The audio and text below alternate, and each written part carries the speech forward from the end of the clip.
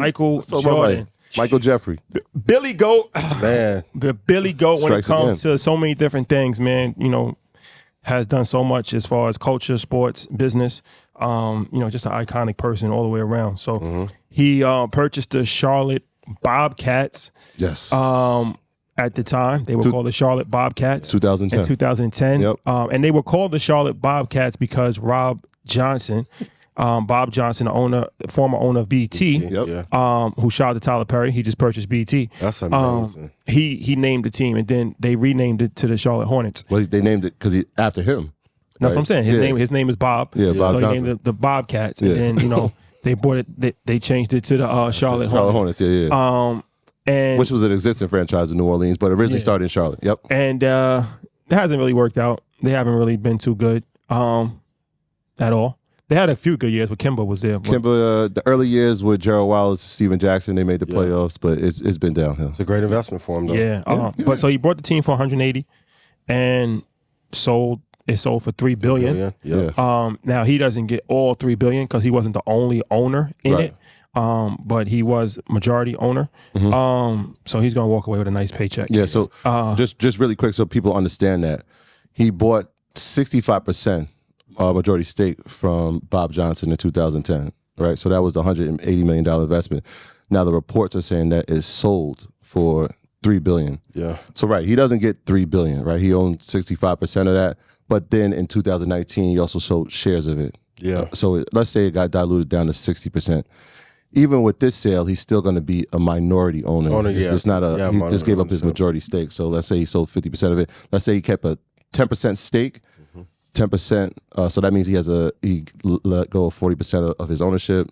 40% of $3 billion is still 1.2. That's a hell of a win. That's 1.2. For a team like we were talking about, like not in a major city, and to get this kind of return in a few years. I mean, we talked about it a couple of weeks ago, but Gabe.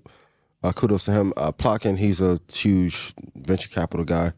But also, like, J. Cole ends up being a minority owner. That's a dope part of it, too. And I was like, this is amazing. That's a dope part. Like, congrats to him. A North Carolina guy. But that's a $180 million investment in 2010 is now worth $1.2 billion in 2023.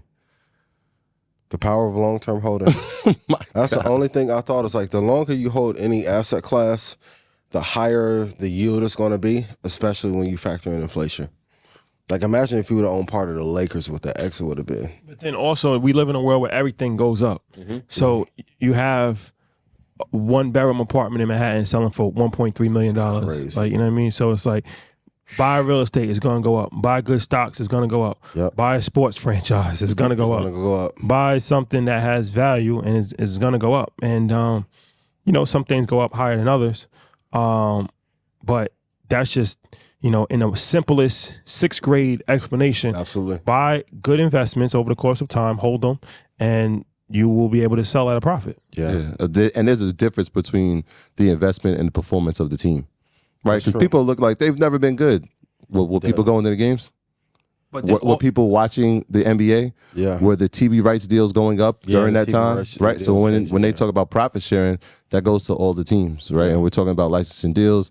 Anytime Jordan's involved with something, I mean, his name alone is strong. But it brings value. This is one of those times where it's like, wow. But then also this goes back to the real estate situation where your neighborhood is more important than the actual house a lot of times. Because like you can have the best house, but if it's in a bad neighborhood, the appreciation is not going to be that much. You can have a decent home and never really do anything to it, but if it's in a great neighborhood, then that house is just valuable just because. Like the worst home in Beverly Hills costs more than the best home in a middle class neighborhood, even if it's not even a good home because where it's at. Somebody will just tear it down just for the land. That's true. So it's like the same thing with the NBA. Like it doesn't matter, NBA, NFL, whatever. I'm tired of lifting up. Yeah, just because you're in a league that has such value and is going up over the course of time, you can have the worst team. Your team is still valuable. Yeah.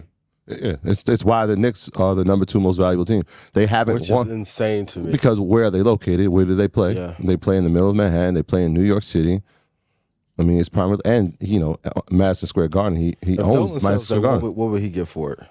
I mean, if Charlotte sold for $3 billion, and I think the number one evaluated team right now is Golden State, and that's because of the recent history of winning is at like I think $7 billion or maybe $6 billion. I mean, if they ever for New York for the Knicks, I'm thinking we're going double digits. I think we're going double. It's got to be over 10 today. Yeah, over 10 for a sale. Okay. The Suns sold last season for $4 billion. That's a good point. So, right, Lakers. You put a couple franchises in there. Lakers would be up there. Knicks, Celtics, maybe. Definitely the Lakers and the Knicks. I think double-digit billion valuation. And the reason why we're talking about this is really important to know the evaluation of everything. Like first time I went to F1, now I've been watching the races. Yeah. There's some money in those. I'm like, wait, the car costs how much? And the pit crew.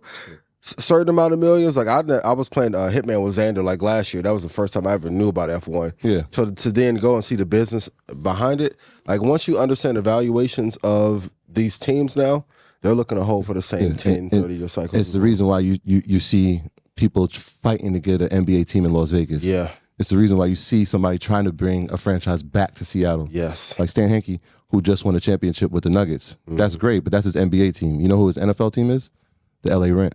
Right? Yeah. He won a Super Bowl with them a couple years ago. It's a hell of a run. He just won an NBA championship, right, in Denver. And now he's looking at, like, what other sports league? He owns the Colorado Avalanche. Okay. They've won a Stanley Cup over the past 10 years. And so he's taking he's just not looking at it like, wait, I have a franchise in Denver. Let me stay in Denver. He's looking at it like, where's the best place for me to own a franchise?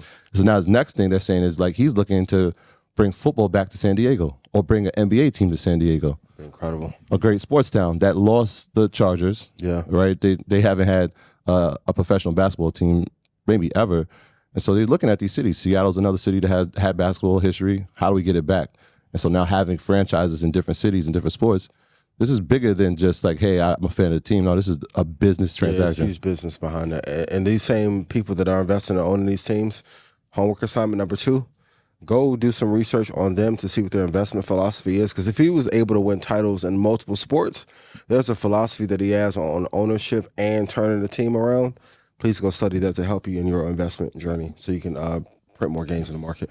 But James Dolan, he's probably one of the best in business that we've ever seen because the Knicks, the Rangers, but Madison Square Garden. Yeah, absolutely. He owns Madison Square Garden. Yeah. So, I mean, you can say what you want about him, but my commentary is on the Knicks. Not no, I'm just saying. A lot of people, a lot of people don't like James Dolan. True. But I'm just saying, Madison Square Garden. Can you even put a price tag on that? The world's most famous arena. It's traded, right? Huh? Yep. Yeah, it's publicly traded. That's what I'm saying. Yes, it is. But I'm just saying, like, if you just had, like, it's like Madison Square Garden is such an iconic venue. Like, he's making money when the Knicks don't play, and he's making money when the Rangers don't play. Yeah. Because when they're not playing, there's a concert in there. I couldn't get into that hairstyles concert to save my life. He's the CEO of MSG. Yeah. He's the owner of the Knicks, the owner of the Rangers. Yeah. So I mean, he could do nothing else for the rest of his life and just be super good just off of that alone. That one building, just that one building. Mm-hmm. Yeah, he got everything. Even inside of that building, that structure, you got Penn Station. So now that translates into another vertical, right? It's a, like you said, it's publicly traded. I don't even think people really know that, but it's publicly traded. So he's gonna make money regardless, which is kind of why people detest him, because it's like he doesn't. If they win or not, it doesn't really matter. Yeah, it really doesn't matter. For Knicks fans, I know it sucks. And shout out to all the Knicks fans, but he's gonna make money regardless. My graduates from my school being Forbes, bag drop. Bag drop. A mic drop, bag drop. Bag drop.